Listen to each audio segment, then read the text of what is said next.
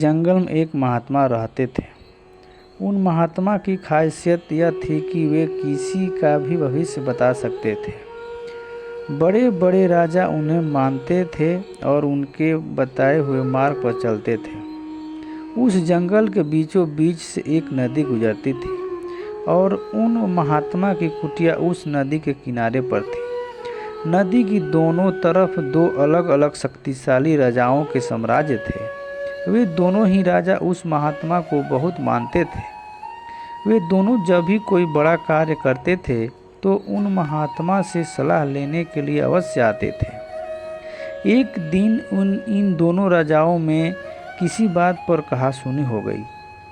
बात इतनी बढ़ गई कि नौबत युद्ध पर आ गई। युद्ध की तारीख और समय ये दोनों तय कर लिया गया, पर जैसा कि दोनों राजाओं का नियम था कि जब भी कोई बड़ा कार्य करते तो वे दोनों उस महात्मा की सलाह जरूर लेते थे। इसलिए पहला राजा उन महात्मा के पास आता है और उनसे पूछता है कि महात्मा जी, मैंने पड़ोसी के राजा के साथ युद्ध करने का निश्चय किया है और इसलिए यह जानना चाहता हूँ कि युद्ध का परिणाम किसके पक्ष में होगा।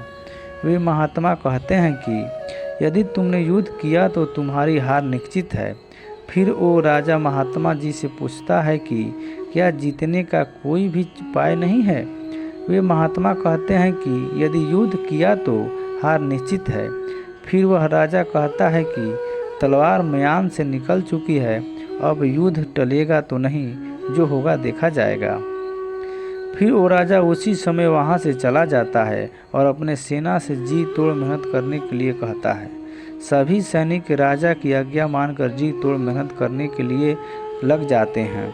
दूसरे दिन दूसरा राजा उस महात्मा के पास आ जाता है और उनसे पूछता है कि महात्मा जी, मैं पड़ोस के राजा के साथ युद्ध करने के लिए जा रहा हूँ, इसलिए मैं इस युद्ध का परिणाम जानना चाहता हूँ कि युद्ध किसके पक्ष में रहेगा। वे महात्मा कहते हैं कि निस्संदेह जीत तुम्हारी है और उस राजा के पास तुम्हें हराने का कोई उपाय नहीं है। उन महात्मा की बात सुन वो राजा बहुत ही ज़्यादा प्रसन्न हो जाता है और सीधा जाकर अपनी सेना को यह खुशखबरी सुनाता है कि युद्ध में उसकी जीत पक्की है। ये बात सुनकर उस राजा के सैनिक भी बहुत खुश हो जाते हैं और युद्ध की तैयारी में लग जाते हैं। समय बीतता है और युद्ध का दिन आ जाता है। रणभेरिया बजाई जाती है और युद्ध शुरू हो जाता है। दोनों सेनाएं एक दूसरे के साथ भिड़ जाती है और मार काट मच जाती है। देखते ही देखते जिस पहले राजा की हार निश्चित थी, वे दूसरे राजा की सेना को ढेर कर देती है और पहला राजा वो युद्ध जीत जाता है जिससे उन महात्मा ने कहा था कि वो युद्ध हारेगा। युद्ध जीतने के बाद वो पहला राजा उन महात्मा के पास चला जाता है और उनसे पूछता है कि महात्मा जी, आपने तो कहा था कि मैं तो युद्ध हार जाऊंगा, लेकिन तो मैं युद्ध जीत गया। आपकी भविष्यवाणी गलत कैसे निकली।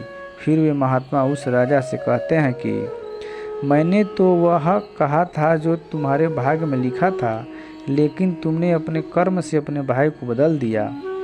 तुम्हारी जीत का कारण यह है कि तुमने अपने भाग्य से ज़्यादा अपने कर्म को आवश्यक समझा और उस दूसरे राजा ने अपना सब कुछ भाग्य पर छोड़ दिया। उसने अपने कर्म से ज़्यादा अपने भाग्य को आवश्यक समझा और पूरे समय निश्चितता से भरा रहा, जिसके कारण आज तुम विजयी हो और वो तुम्हारा बंधक है। दोस्तों, यह बात सच है कि सब कुछ हमारे हाथ में नहीं होता है, लेकिन यह भी सच है कि बहुत कुछ हमारे हाथ में होता है, लेकिन हम उसे भी भाग्य के भरोसे छोड़कर जीवन भर रोना चुनते हैं। दोस्तों, लोग जानते हैं कि स्वस्थ कैसे रहा जा सकता है, लेकिन समय ना होने के बहाना बनाकर वे अपने अंदर बीमारियां पालते रहते हैं और जब कोई गंभीर बीमारी हो जाती है तो वे लोग अपने भाई को दोष देना शुरू कर देते हैं। दोस्तों, अगर आज हम किसी समस्या में हैं तो वे सिर्फ हमारे पुराने गलत कर्मों के कारण है और कल अगर हम इस समस्या से निकलेंगे तो वे सिर्फ आज के अच्छे कर्मों के कारण ही निकलेंगे। दोस्तों, अगर आप आज कुछ नहीं करते हैं तो कुछ तो होगा ही और वो आपका भाग्य है और अगर आप आज अपनी बुद्धि का इस्तेमाल करते हैं तो आप करना चाहते हैं तो वे आपका कर्म है। तो ये आपके ऊपर है कि आपको कुछ करना है या अपने भाई के भरोसे बैठे रहना है।